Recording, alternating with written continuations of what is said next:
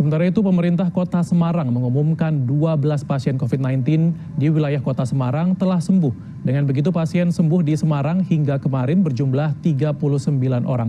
Selain 39 pasien yang sudah dinyatakan sembuh melalui pengecekan swab test, Dinkes Kota Semarang mengungkapkan ada 28 pasien yang sudah menunjukkan perbaikan klinis dan menunggu hasil tes terbaru.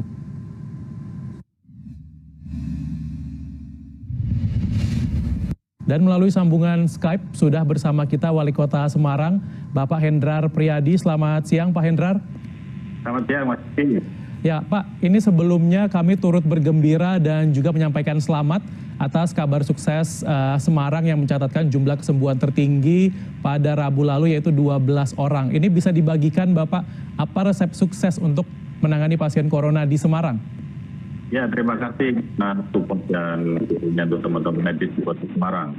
Mas Rizky, perlu kami sampaikan, Rabu kemarin ada tambahan 12 pasien COVID yang sembuh. Jadi total hari ini ada 39 pasien yang sembuh.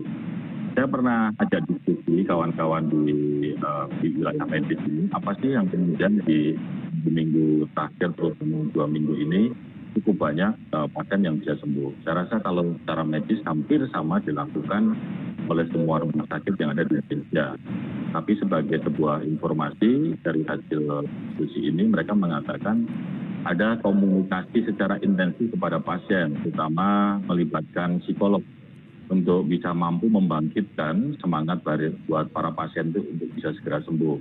Selain itu, mereka diajak untuk melakukan aktivitas bersama-sama seperti senam pagi atau di salah satu rumah sakit bahkan mewajibkan untuk berjemur pada jam 10 dan seterusnya, yang membuat hati dan jiwa mereka bisa menjadi lebih tenang dan semangat. Saya rasa itu adalah poin yang cukup menarik yang bisa ditularkan kepada beberapa teman medis yang sedang melakukan penanganan COVID-19 ini. Iya, baik. Jadi bisa dibilang ini ada bantuan untuk kesehatan kesehatan pikiran gitu ya, Pak, untuk bisa membantu pasien ini bisa lebih cepat sembuh gitu ya. Ya. Oke, baik. Kemudian, Pak, ini kan di samping kabar gembira jumlah pasien sembuh. Halo? Siang, Pak Hendrar, masih bisa mendengar suara saya, Pak? Bisa, Mas. Oke, baik. Jadi Pak Hendrar, ini kan di samping kabar gembira jumlah pasien sembuh, ada juga kabar ironis, Bapak, tentang 46 tenaga medis yang terjangkit di RS Karyadi. Ini bagaimana Bapak menanggapi anomali ini? Ya, ini memang kami terhadap situasi COVID di Semarang. Karena sampai hari ini pun trennya belum menunjukkan hasil yang menggembirakan di tanggal 14 Maret. Update hari ini 122 pasien yang positif COVID-19 di semua rumah sakit Kota Semarang, ada 14 rumah sakit rujukan. Kemudian ada 191 PDP atau pasien dalam pengawasan, dan ada 582 ODP. Ada informasi untuk 46 kawan-kawan Karyadi yang hari ini dinyatakan positif. Kami juga sudah lakukan koordinasi dengan Pak Gubernur maupun dengan Rumah Sakit Karyadi. Beberapa memang ditempatkan di hotel milik pemerintah provinsi dan beberapa juga ditempatkan di rumah dinas, di aula rumah dinas Wali Kota Semarang yang hari ini sudah berubah fungsi menjadi tempat karantina untuk 96 kamar. Ya, kemudian Pak Hendrar, ini kan di beberapa daerah seperti di Jawa Timur dan juga Jawa Barat sudah memberikan insentif bagi para tenaga medis yang menangani corona. Kalau di Semarang sendiri seperti apa, Pak? Adakah insentif tertentu untuk para tenaga medis? Dengan keterbatasan pengelolaan keuangan yang ada hari ini, kami hanya menyampaikan kepada teman-teman di dinas bahwa semua pos pengeluaran untuk kepentingan COVID-19 harus mampu disupport oleh APBD. Jadi dari mulai APD, mulai dari masker, mulai dari makan minum mereka, termasuk gaji dan tunjangan penghasilan pegawai, saya minta tidak boleh dikurangi.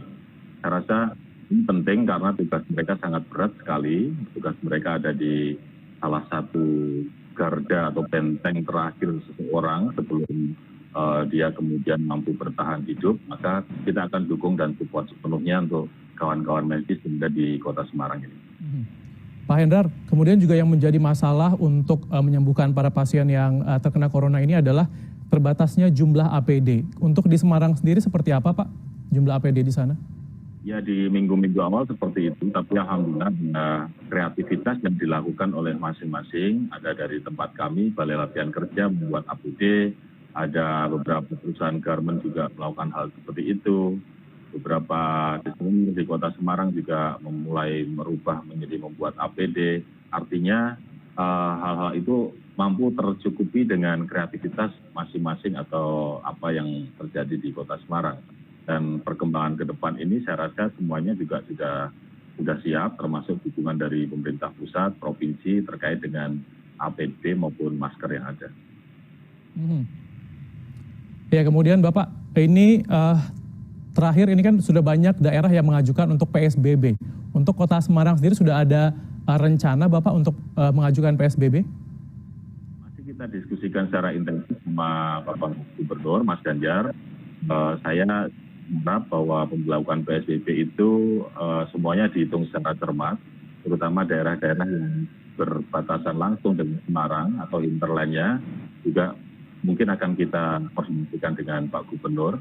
Kalau sampai sejauh ini belum ada keputusan ataupun pengajuan PSBB, kami pun masih menjalankan sesuai dengan aturan-aturan yang ada, Mas Rizky. Baik, Pak Hendrar Priyadi, Wali Kota Semarang, terima kasih sudah bergabung dengan CNN Indonesia dan tentunya semoga lebih banyak pasien yang sembuh di sana dan tadi tipsnya bisa diaplikasikan di seluruh rumah sakit di Indonesia. Terima kasih.